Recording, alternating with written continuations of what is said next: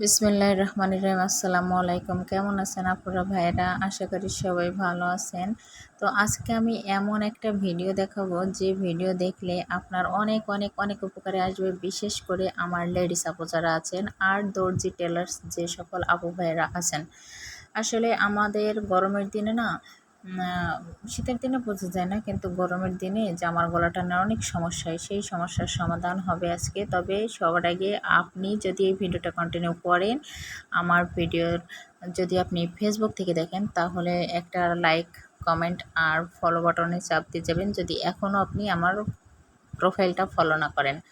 আর যদি ইউটিউব থেকে দেখেন তাহলে অবশ্যই একটা সাবস্ক্রাইব করবেন আর লাইক কমেন্ট তো করবেনই। তো যাই হোক, আপনি যে গলার বিষয়টা নিয়ে কথা বলছি আপনাদের সাথে, সেটা হচ্ছে গলার জামাটা, মানে যে জামার গলাটা যে আমাদের উঠে উঠে যায়, ওইটার কখনোই উঠবে না।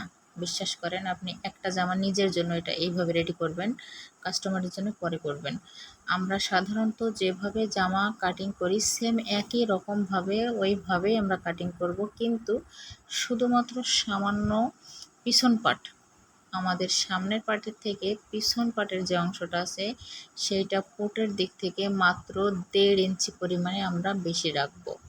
মাত্র 1.5 ইঞ্চি, মনে রাখবেন 1.5 ইঞ্চির বেশি যাবেন না।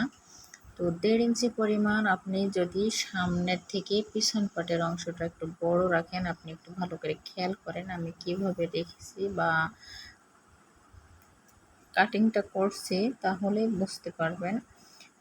ওইটা যদি আপনি করেন তাহলে না, আপনি কিন্তু এমনিতে খেয়াল করবেন, আপনি যদি সাধারণত জামা সেলাই করেন তখন দেখবেন সেলাইয়ের শেষ পর্যায়ে এসে সামনের দিকটা একটু উঠে উঠে যাচ্ছে, যখন আপনি নিচের ভাঁজটা দিবেন তখন। তো আপনি যদি ওই 1.5 ইঞ্চিতে একটু বাড়তি রেখে দেন তাহলে কিন্তু ওই সমস্যাটা আর আসবে না, আর এই সামনের অংশটা আর উঠে যাবে না। আপনি নিজের জন্য এটা তৈরি করে দেখবেন, তাহলে বুঝতে পারবেন। আমি কিন্তু এটা হচ্ছে 3 পিস দিয়ে একটা গোল জামা রেডি করতেছি। আসলে এই 3 পিসটা অনেক বহরওয়ালা 3 পিস ছিল, আর এই বহরওয়ালা 3 পিসে যখন গোল জামা রেডি হয় তখন কিন্তু সাইডে কোনো জোড়া লাগে না, এমনিতেই হয়ে যায়। তো আমি সেইভাবেই তৈরি করতেছিলাম 3 পিস দিয়ে গোল জামা। তো আপনারা যারা আমার এই ভিডিওটা দেখছেন, কে কোথা থেকে দেখছেন অবশ্যই জানাবেন। আর আমার ভিডিওতে যদি আপনি একটু হলেও কিছু শিখে থাকেন অবশ্যই আমাকে জানাবেন, আমি তাহলে অনেক বেশি খুশি হব। আর যদি আপনি মনে করেন এটা আপনি আরও একবার দেখবেন, আপনি শেয়ার করেন, টাইম লাইনে রেখে দেন, তাহলে দেখবেন ভিডিওটি আর কখনো হারাবে না। আসলে আমি সবসময় কিন্তু চেষ্টা করি আপনাদেরকে এমন কিছু টিপস সহ ভিডিও দেওয়ার জন্য, কিন্তু আমি বিশ্বাস করেন পেরে দিই না। আমি যে এতটুকু করি এটাই আমার কাছে অনেক মনে হয়।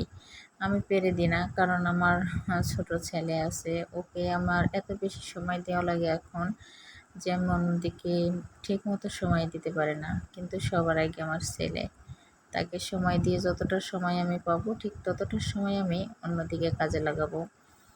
তো এই যে দেখেন, আমার কিন্তু জামার সব কিছু কাটিং শেষ। আমি কিন্তু সামনের পাটের তালপাটটাও কেটে নিচ্ছি।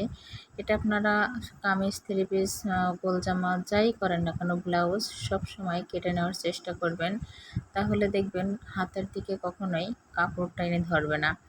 এটা হচ্ছে সামনের পাটের তালপাটও যেমন কাটবেন, হাতা যখন অ্যাটাচড করবেন তখন আপনি হাতার অংশের যে সামনের পাটটা থাকবে সেটাতেও ঠিক একই রকমভাবে তালপাট কেটে দিবেন। তো যাই হোক, সবাই ভালো থাকবেন, সুস্থ থাকবেন। আল্লাহ হাফেজ।